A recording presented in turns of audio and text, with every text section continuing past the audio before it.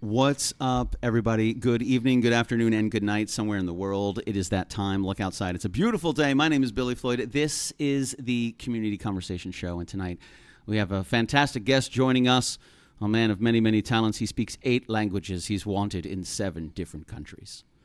The one, the only, we found all the other ones, and we killed them. This is the last Aaron Duvall. What's up, Aaron Duvall? How are you, sir? How's it going? What's up, dude? Good to see you, man. Thank you for joining us tonight. Thanks for having me. I'm going to work on this drum throne. To let you guys know, Aaron Duvall's actually 6'3". But his drum throne started sinking while we were going through sound check.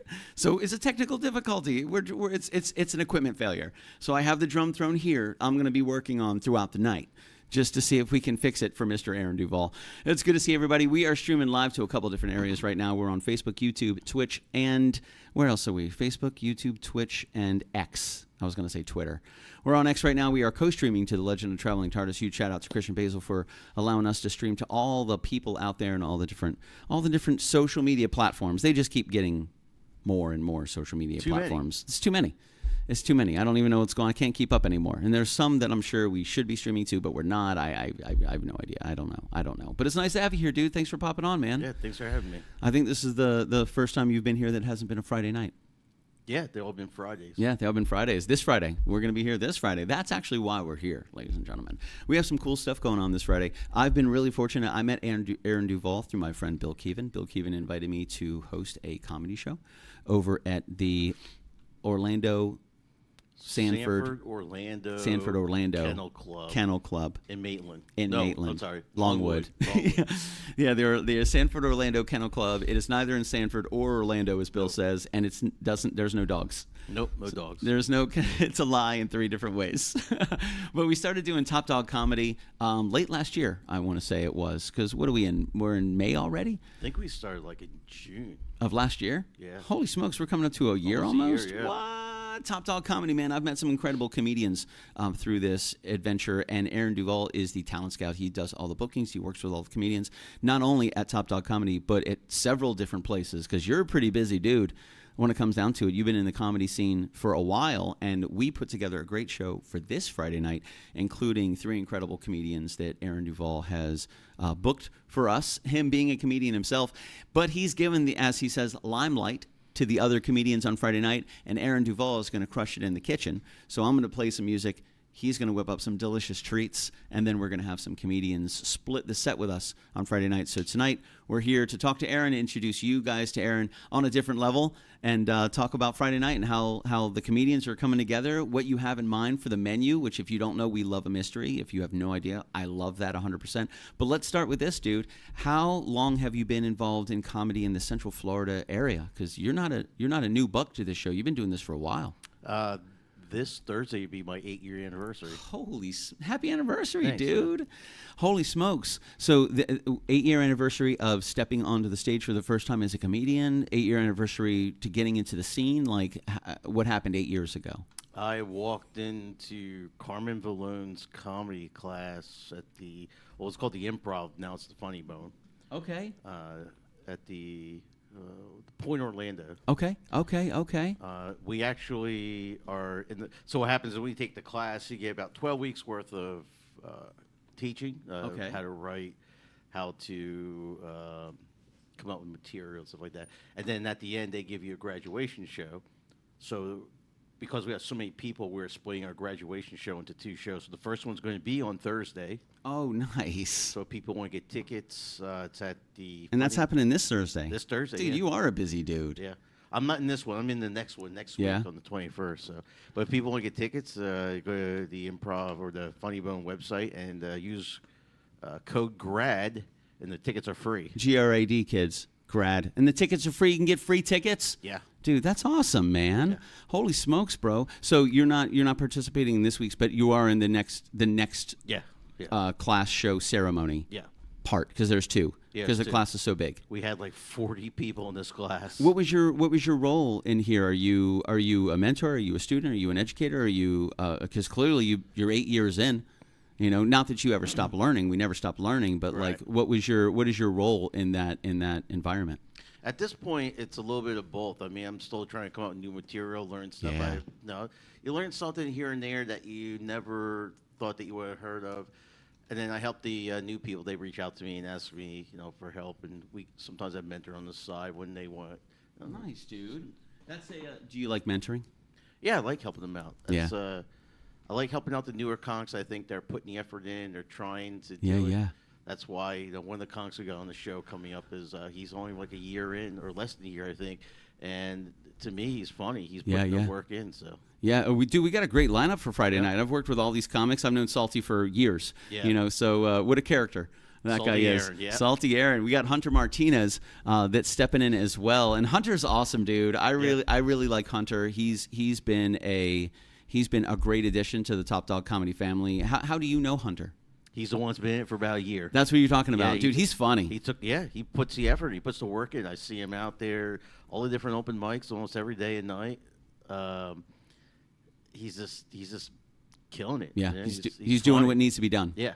Gotcha. He's definitely sounds like he's making an impact in the community, and it takes a while. It's not one of those things that you can just kind of like, you can just jump into it, but there's a lot of other people jumping into it. So you have to be consistent. You got to be consistent. You got, like you said, he's out there. He's busy. He's booking shows. He's doing more and more and more. And like when you get started in comedy, and I don't know if you guys know this, I didn't know this, but really, it's very similar, in my experience, to trying to get started in music in an area. You're hitting all the open mic nights. You're trying to get your name out there. You're trying to meet other artists, work with other artists, get on a set list with other artists, to get your name out there. Then you meet other musicians and you meet the community and you cross-pollinate. You just go and go and go and go. But trust me, there's not one musician in Orlando. There are hundreds and hundreds and hundreds. So you got to go all the time and you'll start meeting people. Yep. You'll meet the same people. You'll see the same people at the same open mic nights. You guys will learn how to support and encourage each other, and just kind of keeps on going, man. Yeah. How would you say the environment is, or the temperature is, in Orlando right now for live comedy? I mean, you've been here for 8 years. You've probably seen it change over the last 8 years, just the landscape itself, the temperature, the whole thing, especially downtown where Funny Bone is. How have you seen it change over the last 8 years in regards to how people get out of their houses and go and watch live comedy? That's a good question, because I almost feel like Orlando's might be a little oversaturated, but it's also great for the comics, because there are so many nights you can go. There are people in cities that they want to do an open mic, like my friend Eugene. When he started, he was in Chicago, and at the time there was no place for him to go. He had to drive 3 hours one way for 5 minutes, 3 hours back. There are comics that have to do that. There are comics like in New York City, you have to pay to do an open mic, $10, $15. Holy smokes, dude. Yeah. So Orlando, very fortunate, because there's all these mics. Ready. You go for free. And pretty good crowds. Yeah. A lot of these places, even on a Tuesday or a Wednesday or a Thursday night, you're going to have pretty good crowds. A lot of these places have loyal crowds. They have crowds that go there every day. They're sitting at the bar. They know who they are, and it's like, and then you get involved in that environment. And then you meet one or two people at that venue and you say, hey, Jim and Steve, great to see you guys. I'm actually over at this place on Thursday. If you guys want to come by, I'd love to have you. Yeah, man, you're funny. We'll follow you. And you build a following. And that's how you do it. You know? There's an advantage to running shows, because you can do like a trade-off. Yeah. Like, I'll put you on my show, you put me on your show type thing. Yeah, that makes sense. Yeah, you just kind of trade. You trade. Yeah. We do that. We used to do that when before KitchenKillaz, I had several different bands, but we would play in Orlando with a band from out of town, from Tallahassee, and they'd be like, dude, you come and play a show in Tallahassee. It's like, oh, hey, we have a show coming up at AKA Lounge. I need a band, man, if you want to pop on that one, and we'll trade. So you do your best to, especially when you're in charge of building the bill. Like, you can just trade spots. We'll go to Tallahassee, Jacksonville, Tampa, South Florida, doesn't matter. And we just do our best to bring people to Orlando to get them exposed to our community as well. So there's a lot of cross-pollination.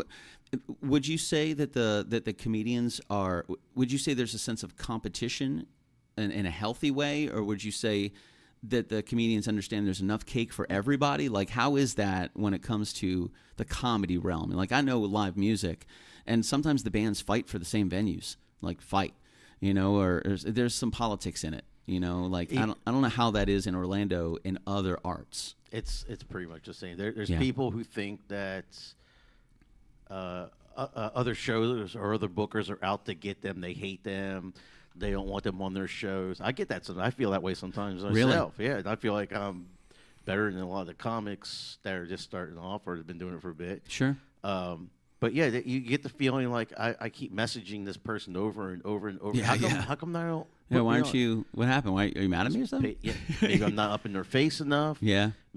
And I can tell you, as a person who books shows, constant messages, constant emails. Yeah. It's one of those things where I say to myself, I need somebody, and I open up Facebook, I open up my email, the first person I see, hey, what are you doing? You want to do the show? Yeah. You're right there. Yeah, you're right. Unfortunately, you're right place, right time for me. Dude, what a great environment too. Like and it's one of those things where we are so fortunate to have live venues, especially in Orlando. There's so many that you can just go to. I mean, no joke. Right here where we are, we're not that far away from downtown Orlando. You could probably throw a rock and hit 3 different places that you can go to an open mic night sometime this week. You know, like we're right around a lot of really cool areas. Copper Rocket's right down the road. They don't do it anymore. Oh, they stopped doing that? Stopped doing it. What was it? Was it the environment? Was the atmosphere? Just people not interested? Like, what was going on? I'm not sure myself. I wasn't really privy to what was going on. My guess is the problem you run into with certain areas of Orlando, you have college kids. And so Sure. I went there one night, and it was just all college kids. They didn't care. They didn't want to do anything with the comedy. They just wanted to be loud and macho. Yeah, college so kids. it's and if it's benefiting the bar too, if they're making money from it. Comedy's an intellectual art, my friends. So, you know, if it's not funny to you, you didn't get it. It's not for you, dude. You know, that's one of my favorite things about comics. Like some of them, especially the ones at Top Dog, we've worked with a lot. You booked a lot of different comics at Top Dog, man. A lot of really, really cool people. Just some really great performers, some great comics, and they really are in their own. They've found themselves, you know, and it's cool to see comics develop their act. It's very, very interesting to see that happen. And again, it's a different world for me. So it was really nice to be able to step into that and feel kind of home. Like, yeah, man, I've played plenty of gigs in a small dark room where there's more band members than there are audience members. You know, you're gonna have some of that, you know, and like same for comics. You know, so you kind of wind up performing for each other. You know, like, hey, Aaron, great to see you again, man. Hey, you got any new material? Oh, yeah, I've been working on this one thing. Like, I'm going to do it tonight. Dude, I'm so excited. I got a new one. I don't know if I should try it. You should totally try it, man. Like, you know, so it's very interesting to see that. And maybe that's just a Top Dog, but it's pretty healthy. You know, there's just some cool people. We were just talking about Blake Butler yesterday. Michelle was like, who's the 11 cocaine guy? And I was like, just so funny, man. We were cracking up, dude. Just absolutely cracking up. You know, and it's there's some really good people. You know, good people. There are some comics like Blake Butler, Eric Lutz. Oh, dude, Eric is hilarious. There were a few comics I remember when I started off. They were absolutely horrible. Oh wow! But I can see the progression of how they got Eric. You can see him grow. Eric used to be horrible at it. He got really, really. He got much better. Yeah, and if you guys don't know, like Eric struggles with his own. He's blind. His own struggles, you know. Yeah. So it's so interesting that he bakes that into his comedy. Yeah, he's so funny, and everybody loves him. Everybody and he's just a funny dude. He's learned how to make that comedy so humorous, and he provides it and he presents it really well. He's a good performer. He's he's really good. Tyler, can I borrow you for a second? Yes, sir. This is a technical thing. Listen, we're doing it live. Doing it live. This collapsed on Aaron. I've been trying to raise it back up, but I can't do both at the same time. I'm struggling. Tyler, yeah. Aaron Duvall, Tyler. He asked me. I met Tyler before. Yeah. Aaron Duvall asked me a little early. He's like, "Do you play drums?" I mean, I can, but who's the real drummer? That's Tyler Garrison. That's a bad dude right there. So if you guys are looking for a badass drummer, and what else do? You do guitar, you play bass, and you sing. Sometimes play piano. I pretend I can sing. Piano, guitar, bass, drums, and a little piano. I'm going to say it twice because it's so awesome. And he pretends to sing. I play a triangle. Yeah? How long you been playing the triangle for, kazoo. Dude? Dude, you rock a kazoo? Don't play with a kazoo. Listen, if you guys are looking for a fantastic addition to some incredible energy, a kazoo is incredible. That's awesome. Really bringing the ruckus, bro. Electric kazoo with that. The electric kazoo. Hooked up to like a 4x10 Harkey cab. Just rocking, dude. I got a Mark III amplifier on there. We're just kazooing like nobody's ever kazooed before. And Karen Horowitz says, and he bakes snickerdoodles. I think he's talking about Tyler. Yep. Yeah. Talking about Tyler bakes some snickerdoodles. So I'm excited to have been introduced to the environment of comedy from Bill. You know, and Bill and Tracy were fantastic. It was great meeting you. It was really funny. I didn't know you and Christian Basil were friends. I had no idea. You know, had no clue. And then I was just like, wait a minute, what's going on here? I was like, this is awesome, bro. I've known Christian for years, one of my good buddies. You know, so it was cool to see not only that environment, but the number of comics that are just happy. And some of these comics, they put in some miles to come and perform for 10 minutes. 10 minutes as a set, as like a set for a beginning comic. Is that a pretty long time, or is that a fairly short time? That's actually, I would say that would be showcase level. So like if you think of a new comic will come out now like 5 minutes. Gotcha. 5 minutes, and it's hard for them. They're trying to work it out. Yeah. And if they get up to 10 minutes within that first year, that's pretty good. Yeah, people don't realize how long 5 minutes is until it's just you and a microphone. Oh, yeah. Like 5 minutes, a long time. Long time. You know, and so what is the longest window of comedy that you have done, that you've performed? 30 minutes. Was that how do you, when you prepare for 30 minutes, do you have a natural flow of jokes that you're trying to get through? Do you talk off the cuff and you kind of link them? How do you do that? A 30-minute set, how do you build? With a musician, I build a 30-minute set based on the audience, how we're feeling, the kind of people, the other bands. But how do you do it as a comic, you? It's kind of a mix. Yeah. I have a flow that I go through. If I see something isn't working well, I'll kind of divert. Yeah, divert. You have Gotcha. to. So if you feel something didn't land the way it should land, then you're like, cool, let me go ahead and adjust this, because the audience may be a little different, the temperature may be a little different, or they're just not feeling it. Some people, every comic's going to have their off night, man. Every comic's going to have their on night, you know. So it's like they're not all winners and they're not all losers, but and sometimes you don't even know what you're getting into, I imagine. You're like, all right, let's see how the crowd is. You know, sometimes you don't know what you're getting into when you're working for a booker, because sometimes the bookers don't know what's going on. They have no idea either. No idea. They're just booking the show. Yeah, they have no idea how to set up a show, run a show. I mean, I went to a show last year during the summer, and the sound was not great. They had the speakers set back from the edge of the stage. Oh, nope. So we had to move the speakers up. Yep, 100%. Oh, so they just don't know. Yeah, they said no. Gotcha. How did you get, so from standing on stage and as a comedian and working with the classes that you worked with, how did you get into booking shows? Because that's a jump. Like, how did you start booking shows, you know, from being a comic that got booked to being the booker that books the comics? Well, I know a lot of comics are bookers themselves, and when you do it a bunch of times, you kind of see what the process is. And I started asking questions. Right. And then a bar reached out to me about 3 years ago and asked me to run shows for them. Okay. And I took Carmen with me. I said, hey, man, I need your help setting up this first one.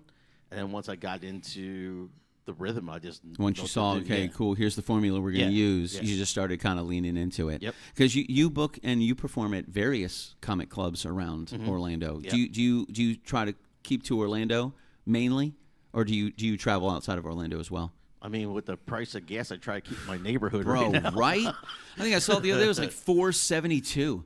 It's bonkers, man. Like, that's nuts, dude. You know, it's so locally, because you're pretty busy, and I see you posting all the time. You're hosting this comedy show over here. You're performing this comedy show over here.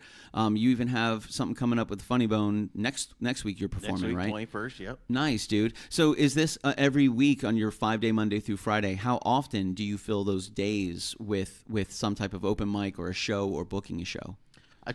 Bare minimum, I try to do 2. Really? Yeah. Well, I mean, one day night, except for tonight, because I wanted to do this. What's up? Thank you, by the way. Yeah, no problem. It's great to have you, dude. We do our comedy class. Okay. Right now we're in what's called dress rehearsal. The newer comics are doing their thing, so they're ready for this Thursday for their show. Okay. So it's okay if I skip. It's fine. Yeah. And then Thursdays I'll try to hit up the open mic at the Funny Bone, because they have a Funny Bone while they're doing the main show in the main room. They have a side room they do open mics. And if I can get out somewhere else, like I said, man, every day of the week there's someplace you can do a show. Yeah, for sure, man. Man, how did you find yourself attracted to the art of comedy? I've always been into it. Yeah. Even before I thought about doing comedy, I was thinking about it, like writing jokes down. I found an app that I used years ago. It had jokes in it from 2014. Nice. I forgot that I was even writing stuff down. You're like, oh, shit. I totally forgot about that. Yeah. And then I decided to go to an open mic one night. Okay. And I don't know if you know who Preacher Lawson is. No. Preacher Lawson is a local Orlando comic that started here. He went on America's Got Talent. Okay. Now he's an international touring comedian. He's crushing it. Oh, he's killing it. Good. Yeah. As a matter of fact, when let's name that bar. What's his name? Preacher Lawson. Preacher Lawson. Yeah. He was on America's Got Talent. Very funny guy. That's him right there. Gotcha. I'm just bringing him up so I can understand who we're talking about. Oh yeah, he's busy. Yep. He's going to Canada. Yep. No way. He's even got May 29th. 2 shows on May 29th. 2 shows on May 30th. May 31st. And okay, even more. May 30th, 31st. Here's in July. 2 shows on July 10th. 2 shows July 11th in North Carolina. He's going up to Utah. Looks like he's got 4 shows in Utah. He's hitting Nevada. Yeah, he's in Vegas. He's doing it at the Link Las Vegas Hotel. That's awesome. He's in Missouri. What's going on here? That's awesome, man. Back to Georgia, Las Vegas again. Back to Las Vegas, back to Connecticut. That's awesome, man. Oh, he's busy, bro. Look, this guy's booked the whole year. Yeah, and his brother and his mom do it with him too now. Oh, that's awesome. Yeah. That's really cool. 1% of tickets left in the North Carolina one. Almost totally gone. Nice, dude. Good for Preacher Lawson, man. And he's local. He's from. He's originally from here. He doesn't live here anymore. I think he's out in California now. Okay. But he started. This is where he cut his teeth. He started in Orlando. Yeah. The coffee shop that they do on Sunday, it was closing down.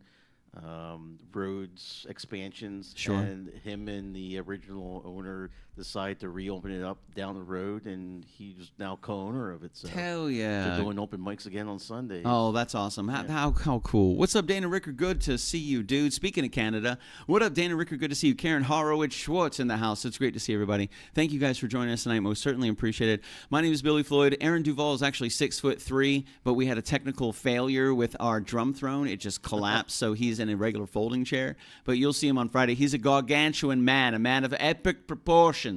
And Friday, we're going to be right here. We have 3 incredible comedians. We have Hunter Martinez, we have Salty Aaron, and we have a 3rd comedian coming in. Trevor Ocock.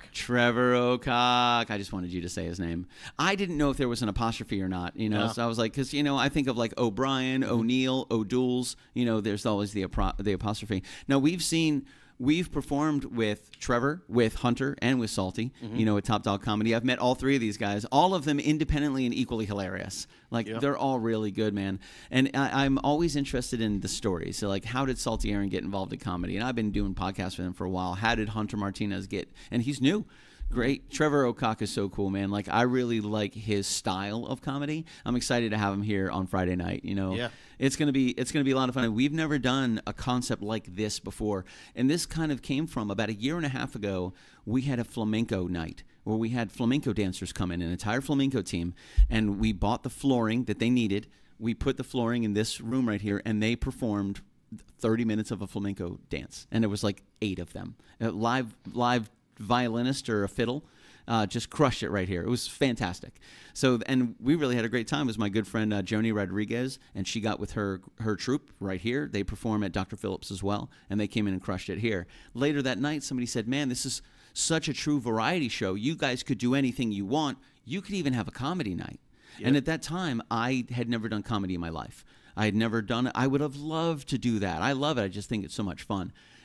Here Bill's like, hey, man, would you host this thing? It's comedy. And Bill, I've never done comedy in my life, man. He's like, you just need to host. You'll crush it. Had a great time. Loved it to pieces. And I'm really glad you brought the idea. And you're like, hey, man, I'd love to do a comedy night. You brought it full circle, Aaron. If it wasn't for you, we wouldn't be here, man.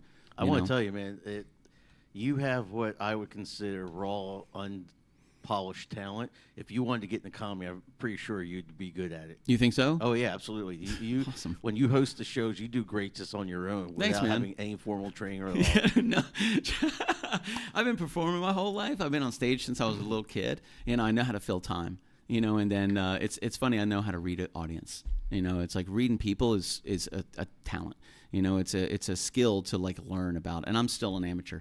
I don't know what I'm doing up there. I'm just having a good time. Right. But I learn from every comedy comic that stands on that stage, I just watch them and I learn, and I watch their mannerisms. Like there's a guy named Zach something. He is hilarious. Zach Hessen. Dude, he is one of my favorites. I love Zach Hessen. He is fantastic.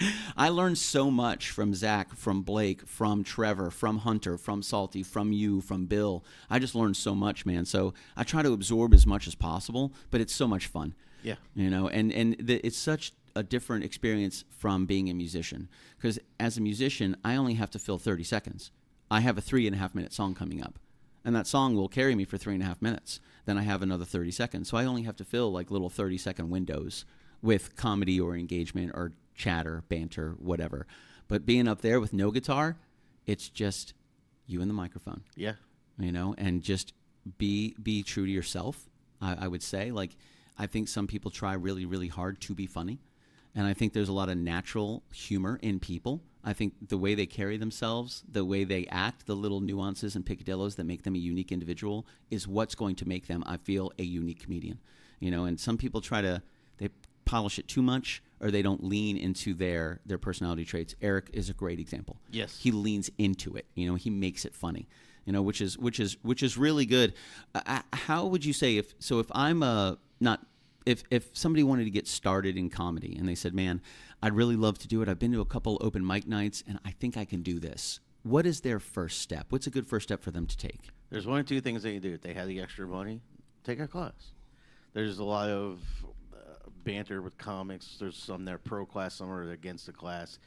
I would say take a class. It's going to help you. It's going to give you a head start. Yeah. If you don't have the money to start the class, study some comics. Find a comic you like, study them. Study how their timing is, study the words they use. If that's your style that you want to try, go ahead and try it. Get up on it, write down a few jokes. Even if it's just 2 or 3 jokes, find an open mic, bite the bullet, and get up there. Try it. You're going to be scared. Everybody's scared the first couple of times. Yeah. But it is a lot of fun. Yeah, it's a vulnerable thing. Yeah. You are on stage under the light and nobody else is speaking but you. And if you can get through that if you can push through that veil of fear, on the other side is potential genius. You've got to get through it. Like you said, bite the bullet. Yep. Just get up there. You're going to have good nights. You're going to have bad nights, man. You're going to have nights that the jokes land. You're going to have nights that it feels like everything flopped. Just don't give up. Just keep on going. But that's good. Like, go to an open mic night. Find a comic you like. Study them. Go to an open mic night. If you've never been, go and just sit, order a drink, and watch. Find out the process of doing an open mic. Ask questions. Yeah, just get up there and, okay, cool, I'm seeing people come over here and they're signing up. Okay, cool. Hey, how do you get involved? Oh, we start the sign-ups at 6:30. Right. Come on in and put your name down, and, everybody gets, 3 minutes, 5 minutes? Usually it's 5. Yeah. 5 minutes is a pretty long time for somebody just getting started. Yeah. You don't have to do all 5. Do as long as you want. Try a couple jokes and, have a good exit. Nice and easy. Nothing too crazy. And that's the thing. I think it's just getting started. Get started, because that 5 minutes real quick, you can turn into 10 minutes. Yeah. And like Aaron said, that's a showcase. Now you're on a showcase. So what's after a showcase? What if you did a 30-minute block of time? What would that be in like a night of comedy? Because we could do 3 comics in 30 minutes, but if you have 30 minutes, is that a different tier than a showcase? That's called a feature, and usually features, they won't do it unless they're getting paid.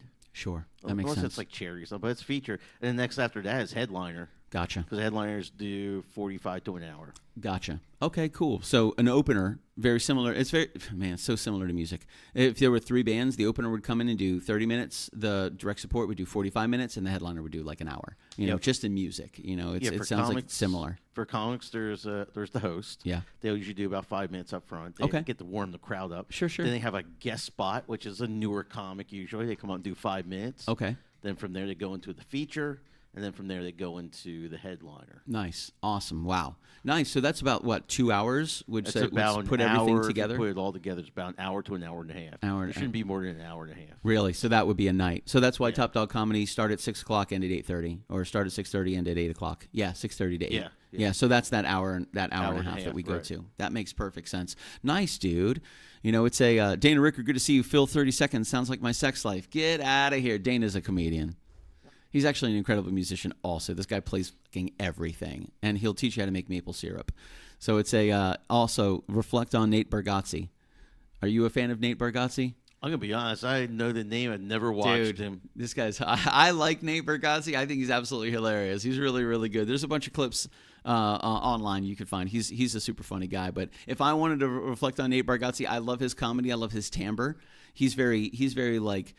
very simple speaking, but it just lands. It just hits hard, you know? He's not a Dane Cook where he's losing his mind all over the place, you know? He's not a Dave Chappelle, you know, where he has like that kind of like that push on his voice where he can really dig into it and make it funny. Or Jim Gaffigan. He has that high-pitched falsetto that he always hits when he wants to make something funny. Right. Nate is very flat across the board, man. Not as much as a Mitch Hedberg, you know, but dude, awesome. But Nate is so funny, and he talks about the simplest things. I love his comedy. So, dude, I give him a 9 out of 10, bro. 9 out of 10. Nobody gets a 10 out of 10 except for Aaron Duvall. Yeah, I'm Mitch. I like Mitch Hedberg, but right now, alive, I would say Jim Gaffigan.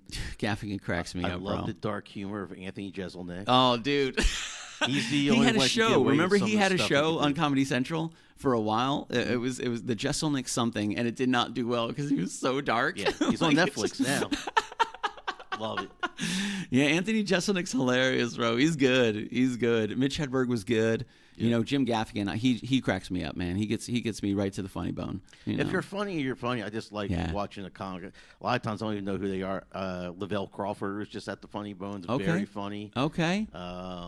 Man, and now there's another place in Point Orlando, and that's a pretty big place. That's the Funny Bone. That's the funny. That's what you're talking about. It's upstairs. Yeah. So like the theater is upstairs, the big second level Regal Theater, and the second level, and there that's right, because I always see the placards. Yep. You know, David Siebold is one of or Devin Siebold. Devin Siebold, yeah. Yeah, he's one of my friends. We've been friends for a long time. I didn't know man. you were friends with Devin. Yeah, we've known each other for I've years, known Devin dude. for a while too. Yeah, for years, man. You know, I've known Devin for a long time. I've watched that guy come a long way. You know, he's so funny. You know, it was actually played at a comedy show in Polk County. I opened as a musician last year, and Devin was the headliner. Oh wow! You know, so super cool, man. That was. I love Devin. He's so smart. He mentored me too. Really? Yeah. Dude, what a great mentor, man. Yeah. Devin's no joke. He's hilarious. You know, I followed him online for a while as well. Now they started a new thing on Instagram where they started doing like theme park stuff. Like Disney, yes. Yeah. Because he did the board teachers, you know, like he kicked that whole thing off, which is fantastic. So he had some amazing reels where he's just crushing short stories, crushing reels, crushing videos, and then just to see him live was a lot of fun, you know. And I've known Devin for a bit. Devin's a good dude. I'd known Devin before I started doing comedy. I went to a couple of his shows and I followed him and talked to him here and there, and it's just he's another one where I met him when he was at rock bottom, and he's touring around the world. Around the world, dude. Yeah. Yeah, I mean, when he posts, like, because they'll do stage shots, you know, after the show. Yep. And there's not a dry seat in the house, man. Like, everybody is sitting back there. Everybody. And, like, it's 4 tiers. And I'm like, bro, crushing it, dude. Devin's funny. Got to tell you, man, we're really fortunate. I'm really fortunate to be in such a community of creative people and have it like 1 degree away from success, 1 degree away from world tour, 1 degree away from a national tour, like right there, you know. So it's like you said, you can have a seat at the table if it's what you want to do. You know, if it's what you want to do, you can get a seat at the table. It's free. Go to a open mic night, man. Find one in your local city. Go to an open mic night. Sit there, grab a drink, sit at the bar, and watch. If you want to learn about it, just watch one evening. Go and see, like you said, see how it works. Even so, like if you're not like wanting to perform, yeah. You want a cheap date night? Yeah. It's great. It's funny to watch the good comics. It's funny to watch the bad comics it's bomb.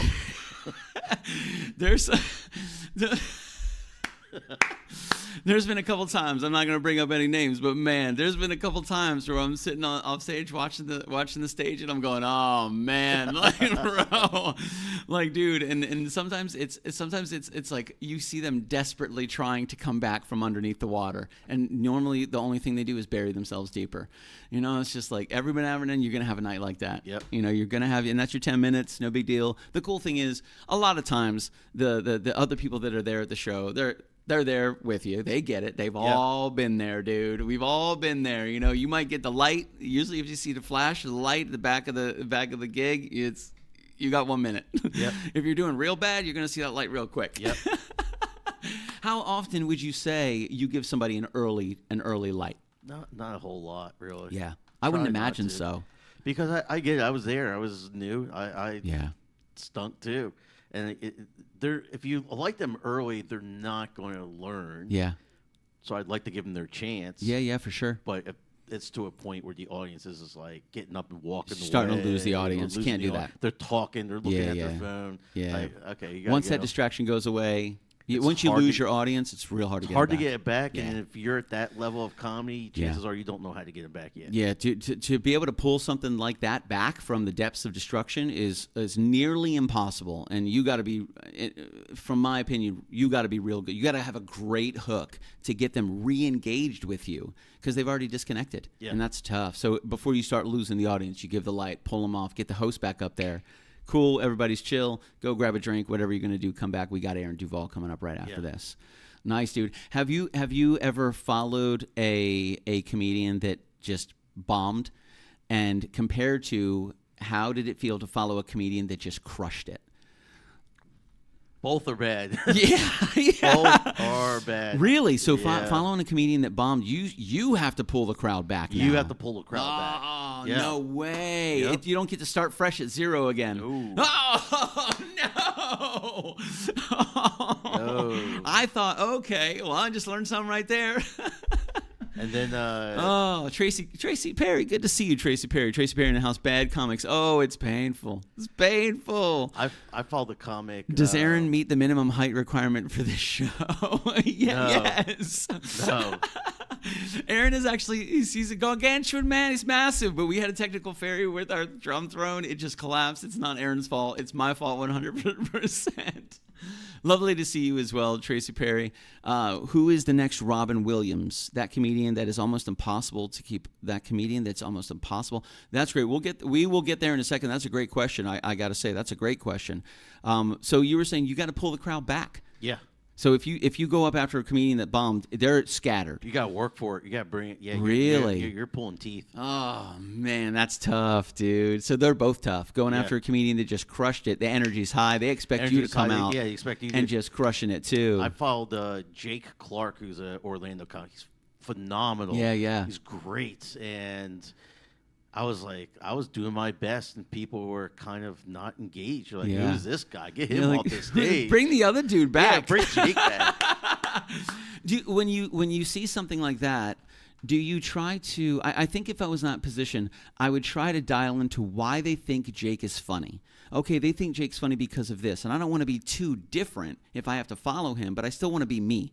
Mm-hmm. So let me see how I can bring that energy. Oh, they think Jake's funny for these reasons. How can I blend that into me and have a seamless transition into my comedy? You could try how do we do that? You could try that, but it all comes down to your style versus his style. His style's different than mine. He's very energetic. So he's very off the cuff. He's great with crowd work. Well, that brings me a question. How much of that responsibility falls on the booking agent to book them properly and put them in the right order? A lot. Yeah. You have to know your comics. Yes. That's why when I book the shows for the Kennel Club show, I mix my comics in a way that they will complement each other. Yeah, with a strong finisher and a strong opener. Yeah, that's bro. You got to have that sandwich. Yeah. Have a strong opener, a strong finisher. It's like whatever happens here, hopefully it's good, but at least you know that you're going to finish the show strong. It's very, very similar with musicians. Like if I have a night of music, even the night on Friday, just trying to figure out how to stage everything together for blocks of time to make sure that the energy is a good flow of energy and end on a high note.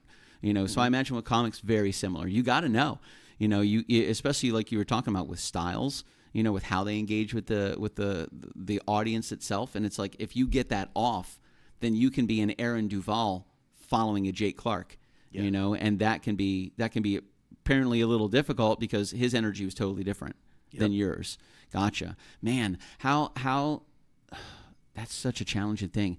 How would you, if you were a comedian following a big somebody just crush it, how would you recommend that next comedian step on stage? What would you recommend that they do to feel confident in following a strong comedian?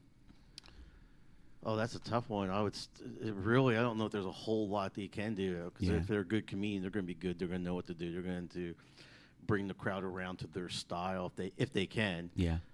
This was just one of those things where Jake is phenomenal. He's way better than I am, and I have nothing to say.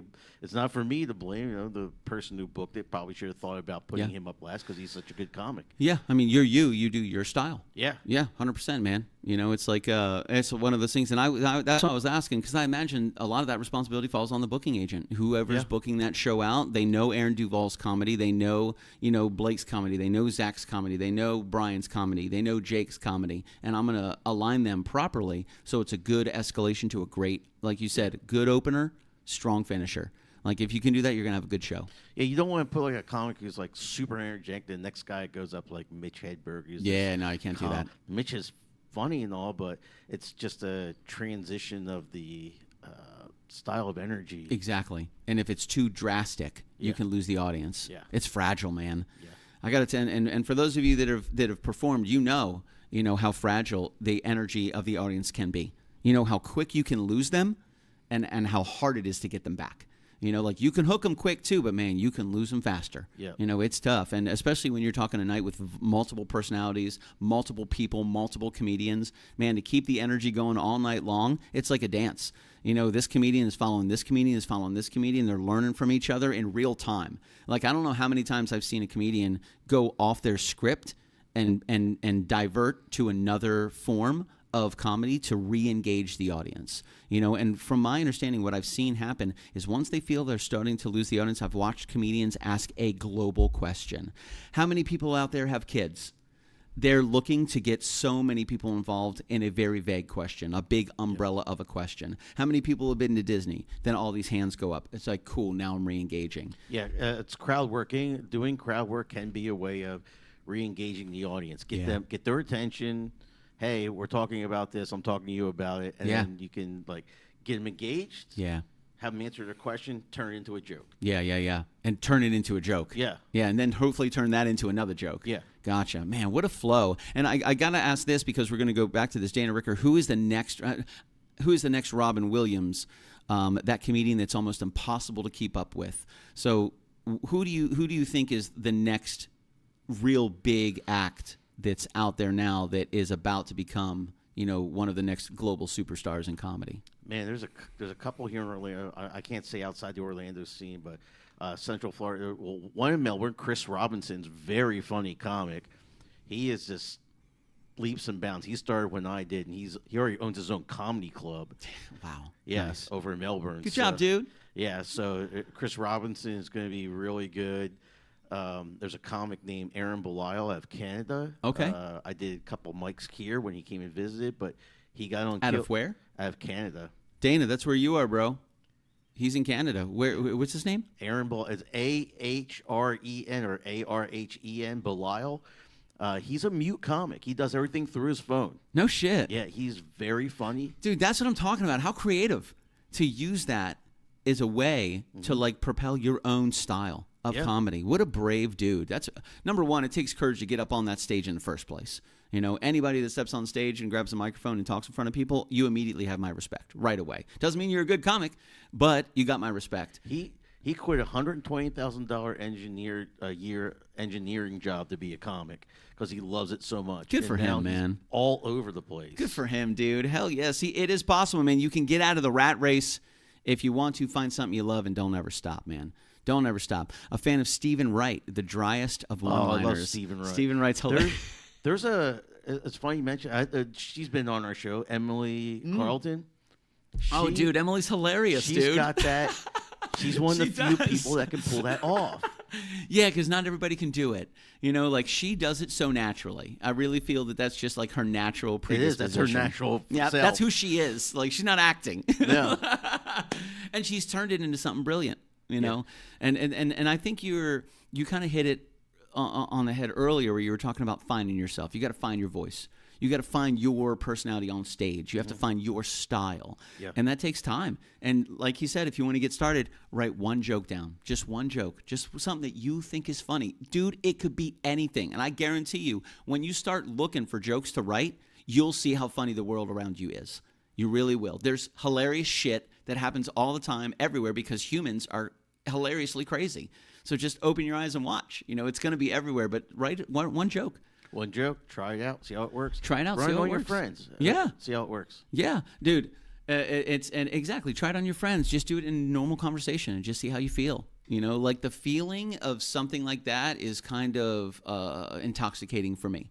You know, when I play music and I'm singing with the people in the crowd, when we're singing along, when you can tell that you're moving them, you're touching their heart, that is intoxicating because that's from real world shit. You know, when you're a comedian and you're standing on stage and everybody's engaged and everybody's laughing and everybody's having a good time, you know what they're not thinking about? They're not thinking about their taxes. They're not thinking about the bullshit at work. They're not thinking about their troubles at home. They're not thinking about any of that stuff.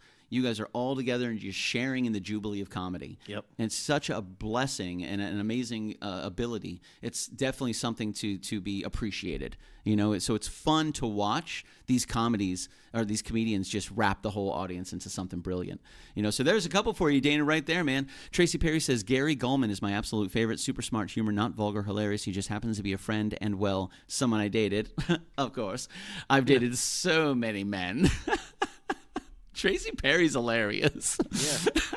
She tried doing the mics once. She did. I thought she did great. Yeah, she got to try again. I thought she did great. I'm surprised she hasn't gotten up again. She's naturally funny. So, Tracy, you have all three. Well, all four. Well, all five. You're brilliant. You're tall. You're funny. You're hot. And the other one I can't say because it's not after 9:30. And Bill will get mad at me. Bill would agree, but he might get mad. You know, I don't want him getting mad. This is all Aaron's idea, by the way. Wait, no. I do not condone the opinions of this show. I do not condone. This is Billy's thoughts and opinions. This is not the overall opinion of Aaron Duvall or Top I am not getting canceled. Dana Ricker says, is there a go-to joke that always gets him? Like, is there something normally that you can lean on, or is there a go-to joke that you feel resonates with people that you have? And it's kind of weird to put somebody on the spot like, hey, tell us your best joke, because timing is everything in comedy, dude. You can't hit them with your best joke until they're ready to be hit with your best joke. You know, like, you got to warm them up a little bit, man. You know, Steven Tyler and Aerosmith, they didn't just come right out and play their greatest smash. You got to build them up to it. They give them some good ones, you know, but at the very end, that's when now you got them in. Now they're warmed up and they're part of. That's where your great joke is going to come. So if you want to see the go-to joke, Dana, you got to check out Aaron Duvall. And I know you're in Canada, so talk to your Canadian dude. What was his name? The comedian. Oh, Aaron Belial. Talk to Aaron Belial. Get me on, don't open for him. That's what I'm saying. Tell him, ask him, get Aaron Duvall up there, and you can get Aaron's go-to joke. You know, you don't just give that stuff out for free. No, you're a professional, sir. It's like you're a musician. Yeah. People just walk up to you and say, "Play a song for me at work." Play monkey. Do it. Dance, monkey. Do it. So sometimes that does happen. Like, I'm pretty private. Like, I'm very separate at work. Mm-hmm. Like, at work, I'm an IT guy. I'm not a kitchen killer, Billy Floyd. I don't do anything like that. But I do have a guitar in my office because I'm in my office a lot. So I during downtime or during lunchtime, my guitar's right there. If I get hit with inspiration, I have a guitar right there. So there's sometimes that one of the guys actually looked me up one time because he heard me singing in the office. And he comes in the next day, and I didn't know he did this. He comes in the next day. He's like, dude. I go, what's up, man? He goes, you're good. And I go, what are we talking about? I have no idea what's going on right now. He's like, I heard you singing yesterday in your office. And I go, nah, this guy's got to be somebody. So I Googled you. And I went, oh, I'm going to hide now. You guys have a good time. He's like, can you play me something? I go, right now? He's like, yeah, man, play me something. I was like, dude, go do your thing. Come back in a little bit and I'll play you something. He's like, you can't just do it right now? And I go, bro, get out of here. He's like, okay. Yeah, I don't perform well on the spot. Nah, I don't do that. You know, like, it's different. I will say if it's a cute girl, maybe, you know, but Todd O'Neill, and now Todd and I are best buddies, and I would perform. I love Todd, you know, the real deal Todd O'Neill. What's up, dog? If you want anything sold, Todd O'Neill's your man, ToddO'Neill.com. That's not a real website, but it should be. But yeah, I've gotten that demand a couple times, you know, like, I was very similar with fixing computers. Yep. People call me on the phone for two reasons. They need me to play music, or they picked up their computer and they need me to fix it. And that's why I get phone calls. I get it too. Yeah. It's the way it works, man. Yeah. You know, it's the roles that we fill in our lives. You know, it's a Dana Ricker says, "What do you do if the joke you knew would work but failed?" I go and drink beer and question the choices I made that led up to that moment. Why am I here? Exactly. What did I do this for? There's been instances where I can think of one show I did in particular. It was at a cigar lounge, and all the other comics that were there, it's not to say they're bad, but I felt like I was better than them as comics. Sure. And they went up and crushed. Yeah, yeah. And I went up and I bombed my ass off. It's a humbling experience. I'm like, why am I here? Who am I? Who is Aaron Duvall? Are people drugged? What's going on? Why am I here? Man, that's it's interesting. I played a lot of music in my life, a lot of shows, and I played a bunch of open mic nights too, and there's a lot of beginners, listen, when you start anything, you're gonna suck. Like when you first start playing music, you're gonna be terrible. That's okay. When you first start to try to be a comedian, you're gonna have off nights, man. You're gonna suck. You're gonna be bad. It's okay. You're supposed to. That's the whole point. Like you were saying, you don't give them the light right away. You got to give them a little time to learn, to understand what it feels like. Yeah. Give them an opportunity to pull it back. Yeah, maybe they will. Maybe they will. Maybe they'll surprise you, and you're like, oh shit, they just turned the whole thing around. Yep. I imagine that's happened a couple times. Yeah. Wow. Are you still kind of surprised when that does happen? Yes. Really? Yeah. It's that difficult. Yeah. Man, listen, comedy ain't easy, baby. Now I will say the professionals online, they make it look easy.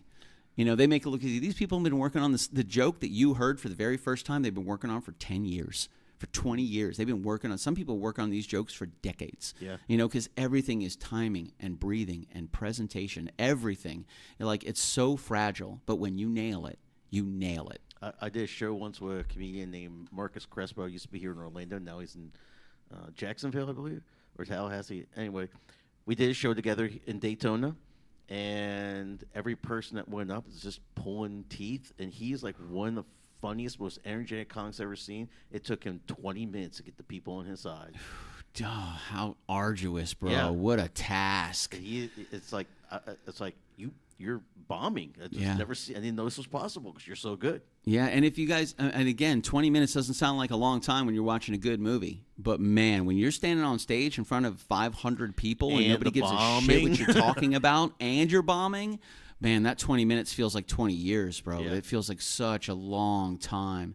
And it's interesting because I see a lot of comics do this when they're on stage. And for me personally, as a performer, I never do this. I never, ever do that. They'll always check their time. Let me see how much time I have left. That tells me you don't want to be here. And that's how I feel. Actually, I would say no. It's probably because they're trying to be respectful to the light. Yeah. Because some shows don't time you, but they say it's 5 minutes. Really? 5 minutes. They don't time. They don't. It's a bad. So now they may not stop you. Yeah, they might not. They just expect you to know when your 5 minutes is over. You know, right? So I actually record my set, put my phone down. Sure. And I'll look down and see where the time is. Watch the timer. But or some comics, they'll have their set on their watch. And they'll look at it gotcha. Memorize it. I've seen some with, they'll have a piece of paper. They're like, hold on, guys. I'm working on a new one. I'm going to grab it real quick. I'm still learning. Let me pull it up real quick. And they'll pull it up. That's a pet peeve for me. I'm sorry. Yeah, or sometimes they'll work it into their set. It's very interesting to see because I get it. It's like trying to remember lyrics. It is. I have 9 songs to play, and in those 9 songs is 50,000 words. So it's like, man, sometimes to have that reference of a lyric is good. Especially if you have a set of jokes that you're trying to get through, and they're all staged for a certain time. Yeah. This joke's going to lead to this joke's going to lead to this joke, which is going to recall this thing. Yep. I'm going to hit 2 more jokes, and I'm going to bring it home by a full recall to this one, and that's going to have everybody laughing. I'm going to leave it on a high note. I'm not going to lie. One of the worst things to do is to have a joke that's a callback to a previous joke, and then forgot that you did do that previous joke. Oh no! And people are like, "What the fuck are you talking about?" Yeah, now you have to punt. Yeah, done that a bunch of times. Oh man, what would you say is your most memorable show that you crushed it? Like, what's one that sticks out in your mind right now where you're like, "Oh yeah, this show." Both shows, the same headliner, Dean Napolitano. Really? Yeah, he is one of the funniest comics in Orlando, probably the funniest. Sorry for all the other comics that might be listening, but he is. It's real, probably, baby. A lot of the headliners will agree he's probably the funniest. He's really? been doing it for a long time. He's very energetic. He brings the crowds out, and all the people he brings out are my demographic. Nice. So the last time I performed for him, I was a feature. I did 30 minutes with him. Nice. Killed it. Nice, dude. Hell yeah. Like you said, it's your people. Yeah. You get it. And you guys have a very similar, it sounds like a very similar target audience. Yeah. Where a lot of his jokes, they resonate just like your jokes resonate. Our styles are different, but the jokes still hit the same. Yeah. That's awesome, man. Oh, that's got to feel so good. Yeah. And it's those moments where you're like, this is why I do this.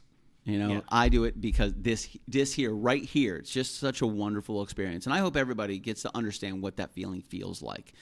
Whatever you're doing in your life, like I really do, because there's very few things that are more encouraging and motivating to follow your own passion than when you have a crowd like this and everybody is just celebrating humor together and you were the pilot. And you got to do it, and it's just so much fun. It's very, very similar, some similar things with music. Different, of course, laughter and applause or singing, but just to bring everybody together and feel that your energy is resonating with them and their energy then empowers you, because then you just feel like you get funnier. You're like, man, I'm crushing it tonight, man. This is everything I say is funny. They feed you. Yeah, they feed you 100%. And there's sometimes where you're not going to have a crowd that feeds you, dude. You're starving. Yep. But you got to still give it 100%. You can't stop. You got to keep on going. You got to act like there's 1,000 people in that crowd. You should, but some comics don't. Yeah, you should. They throw in the towel. Really? Yeah. Have you seen some before that have just like, I'm out? To be honest, I've done it myself. Did you step off the stage? You're like, I didn't step off, but I didn't give. I was like, I'm not. I don't know what to do here. They're not with me. I'll give them a couple more, and then I'm out of here. Yeah, I'm not even going to fulfill my full time. I'm not getting paid for it. Sorry. Yeah. No. I'm Aaron Duvall. You guys been great. Not really. Bye. See you later. Let's see what else we got, man. We got some good stuff. It's let's see. Tracy Perry. She says, I booked travel for Stephen Wright when I was a travel agent in North Carolina. He's a very nice guy. I did not, however, date him. Well, that's his loss. That's his loss, Tracy Perry. You know what I mean? Aaron, who are your influences? Influences, I have quite a few, but I would say my comedy is probably mirrored off the style of John Pinette. Oh, bro, love him, man. I think it was Pee Wee Herman that introduced me to him. Yeah, yeah. And because he played a chef in this movie that he was in. No, it was Ernest. It was Ernest Goes to Camp. He played a chef, and he was hilarious. And then I found out he was a comic. Yeah, I was like, dude, this guy's hilarious, dude. He does one about all you can eat. It's like, he was in Italy. The buffets. Bro, he's so funny. So he's an influence of yours. Yeah. Nice, dude. Because, we're both big guys. We kind of mirror a type of comedy off the same type of thing. There's just so many comics I like. It's hard to say a specific influence. Yeah, sure. They all have different things they add to my specific style. Yeah. You'll find as a newer comic when you're starting off, you'll kind of mirror somebody. Sure. But as you start to mirror them, you see somebody else you mirror, and then you start to blend them together. Eventually, you become yourself. Yeah, you're creating it's very similar in music. People start playing music, they learn music that other people have written. Mm-hmm. So I learned how to play this song, and then I go, okay, cool, I got a little Johnny Resnick. Well, let me play a little Foo Fighters. I got a little Dave Grohl. Let me play a little Creed. Let me play a little Goo Goo Dolls. Oh, I got a little this. Let me play a little this. Oh, let me do this. Oh, I like that style, and that's pretty cool, and that's pretty cool, and that's pretty cool. Now I'm doing all five. And I'm bringing it all together, and then a little bit of me goes in there as well, and then you just start to work on it and develop it and develop it and develop it and develop it, and then it's your style, and you've got it. But it takes time, baby. Can't give up. I'll say one of my favorite comedians, no longer with us. He wasn't really a big name, but he was on the tractor. He just had some problems. Right. We struggle. Some of us struggle mentally, physically. Eric Myers. If you ever have a chance to look up anything he's done on YouTube, he was a friend of some local comics. I met him. I performed with him. Wow. First time I saw him do an open mic, he was so energetic and so funny, I almost peed myself. Nice. That's awesome. Just laughing so hard. He was so funny. And unfortunately, he made a mistake walking out in the road one day. He got hit, but, tragedy happens. He was on the track to be the next Robin Williams if he had not made a mistake walking in front of a van one day. But holy smokes, dude! R.I.P. Man, he was. When we do comedy class, we talk about him all the time. Yeah, because he was not only was he funny, but he's also generally a nice guy. Yeah. Yeah, that's one thing I will say that I see in comedy is a lot of individual pain, the pain that comics going through, and they turn it into humor. They try to make it into something that's digestible, and they try to shed a little light on it, which is interesting because they're very self-deprecating sometimes, where a comic will be I'm to this, and I'm to this, and I'm to this, and they turn it into something funny, and then everybody's laughing. It's free therapy. Is that what that... Is that kind of what that is? Essentially, yeah. It's kind of like free therapy. And there's a unwritten thing that all comics will agree of. Everybody in comedy, every comedian's a little broken somehow. Yeah, that makes sense. I get that, man. You kind of have to be, to step into that kind of environment. Like something got to be a little off with you. Something, yeah. Something. It doesn't have to be big, doesn't have to be crazy, but it's probably going to be something. And the world will do it to you, man. It's okay. Like I don't think I've met anybody that is in there has experienced a part of life and it doesn't have a couple cracks, a couple breaks, and it's like, what are you going to do with it? What are you going to do now? You got to do something with it. You're going to either let it beat you or you're going to beat it. So the way to beat it is to turn it into something that empowers you and builds you. You got to do something with that energy. Turn it into something beautiful. It's Tracy Perry brings it. She says comedy is rough. It's terrifying. It can be. She also says Bill's not here. Speak freely. This is recorded though, right? Chef Kendra in the house. Hello. Chef Kendra joined us a couple months ago. Oh yeah, that food was great. Oh, that's right. You were here for that, bro. She crushed it, man. And like people were asking me, "Oh, how was Friday night show, man?" I'm like, "Oh, Chef Kendra made Chilean sea bass. Oh, I'm not done." She also did like a black rice risotto. Oh wow, oh no, I'm not done. She also did slow cooked. Were they lamb short lollipop. ribs? Oh, short ribs. She did too. short ribs and she did the lamb lollipops. Yeah. Chilean sea bass, harissa carrots, the black rice risotto, yep. the short ribs. I mean, dude, and then the lamb lollipops. I mean, dude, she crushed it. I was like, bro, you can just make one. The short rib was my favorite. I'm not gonna lie. I am a beef person. Yeah, they were all. It was all fantastic. Good, but that was my favorite. Really, yeah. Dude, I'm a huge lamb fan, and she marinated it in a homemade chimichurri, which was out. She left the chimichurri. I hid the chimichurri in the back of the refrigerator, she wouldn't find it. So she wouldn't. I kept it. I used it for a long time. We talked like weeks later, and I messaged her like 3 weeks later. I was like, "Yo, I'm still eating some of this chimichurri." She goes, "Still?" I'm like, "It's better. It's so good." She's like, "No, I will make you chimichurri. Throw that stuff away. It's so good." Chef Kendra in the house, good to see you. Thank you very much. Tracy Perry, I met Gary Goldman, yes, him again, when he performed in a tiny club in Massachusetts now, 20 or so years later. So Tracy was 7 when she met him. He's a regular on late night shows, Conan, Colbert, and has 2 or 3 Netflix specials. It takes a long time to be an overnight success. Amen. And when you do become an overnight success, you got to be ready for it. And that's the thing. You've got to be scalable. So it happens on music a lot of times. A lot of times there'll be one person that puts out a little clip on TikTok and all of a sudden they're an overnight success, but they have no idea how to manage it. They don't know what to do. They don't know how to book. They don't know how to run finances. They don't know how to run trademarks, intellectual property. They don't know how to schedule. They know nothing. So you only have that one little short chime to catch that fire. Yeah, the only thing I'd say about that is nowadays it can be overnight. Hell yeah, it can do with TikTok, with Instagram, with stories, with that stuff. Amen. Preacher Lawson did America's Got Talent, became overnight success. Yeah. Aaron Belial did Kill Tony, overnight success. Cam Patterson. I don't know if that sounds familiar. Who's Cam Patterson? Why do I know that name? He's a regular in SNL. There it is. He 2 or 3 years ago, he was living in the bad part of Orlando in a gang. Oh my God. He decided to get out of that lifestyle and get into comedy. Yeah.